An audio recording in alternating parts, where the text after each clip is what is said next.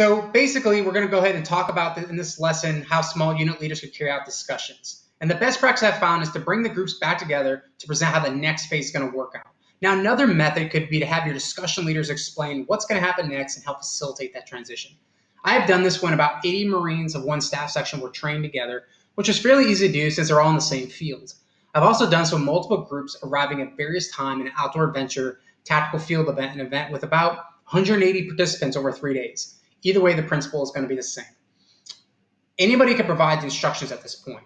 I do suggest, however, that the presenter should be a savvy NCO at a minimum, so non-commissioned officer, E4, E5, or better yet, probably a staff non-commissioned officer, E6 to E9, or an officer who really understands what is happening, or honestly, really the chaplain himself to cover this transition. Because if it's not communicated correctly, you're going to have some potential issues.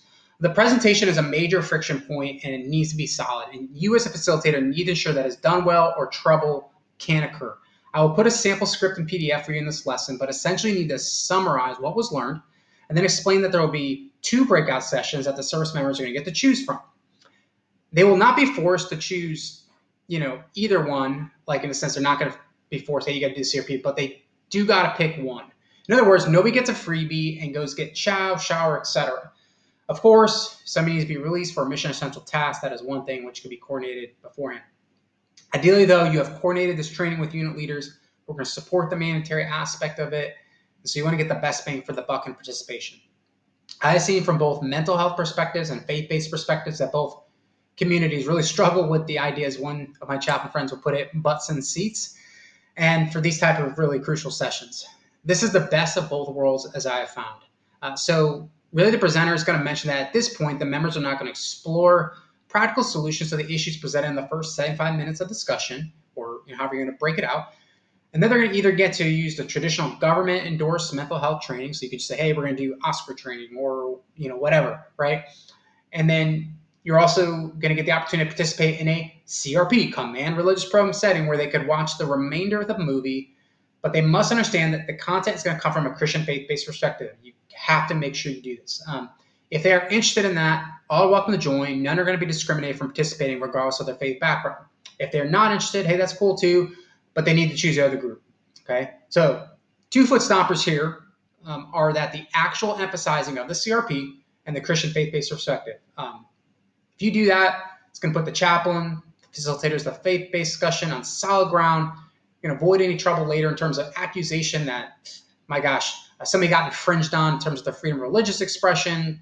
It's not necessary to have the chaplain on hand, but I'm going to say, especially if this is the first time you're doing it, it's probably important to have the chaplain there. Definitely the chaplain needs to be aware. It's got to approve of this. Otherwise, if the chaplain's not approving it, this part cannot happen under the CRP. I think that when first running this event, again, the chaplain really should be there. So I'm just going to reiterate that. Because basically the chaplain is that go-to person for religious issues in a unit. Now, my chaplain friends do like to say that the CRP is a commander thing, but let's be honest, chaplain by policy is that expert with authority to facilitate it. So anyway, I think I beat a dead horse here. That being said, if you're a lay leader taking this course and approach your chaplain's idea and he or she doesn't approve it, or the faith-based training, just don't do it on official time. You can do it on your personal time. That's fine. Of course, I don't know why a chaplain wouldn't do it. I'm sure they have to explain to you how they get around also with the restriction of this, this religious freedom expression. All right. So we'll talk a little about the nuances later of the CRP. The chaplains are the prime students, or are the prime students going to understand. However, I'm going to discuss this for lay leaders, volunteers, and chaplains because I've come to realize a lot of people don't fully understand this concept, and it causes some issues, right? Now, ultimately, it's hard to really discern why service members exactly in all instances are going to choose one session over the other, and the conditions of each unit honestly are going to vary. So I can't say what the exact percentage is going to be, but some, if not many, are going to welcome watching more of the video because they found it engaging and are not interested in what they perceive to be more typical government training briefs, even if they don't have a strong or any faith.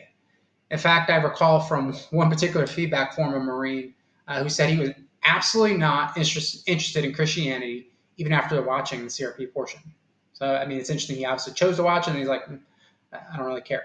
That's fine, right?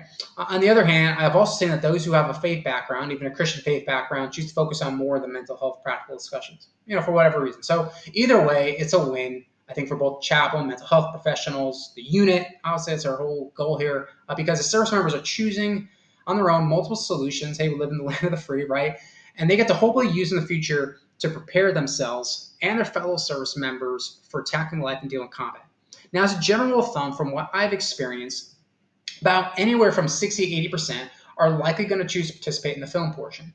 The other 20 to 40% are going to participate in the mental health discussions. Now, that might flip depending on the unit, but from a practical perspective that I've had, that meant partnering with MCCS, prevention specialists, Marine Corps family life counselor, Navy psychologists, etc.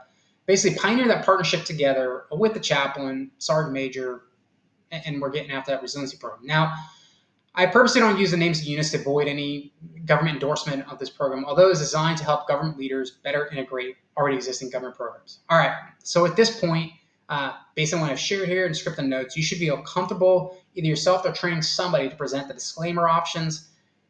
So when in doubt, disclaimer it out, and then send the service members on to follow their breakout sessions. Now, this should take no more than about 5 minutes as a rule of thumb, but I did have a chaplain who wanted to get better into depth the importance of spiritual fit. So that was awesome, right? It turned out to be really good. He's able to articulate for his fellow Marines, basically who were listening, that it took him a little longer to talk through this, but basically it was good. So at this point, we are now moving on to the final lessons of the chapter, where I'm going to go into depth on how to facilitate these breakout sessions. So I'll see you in the next lesson.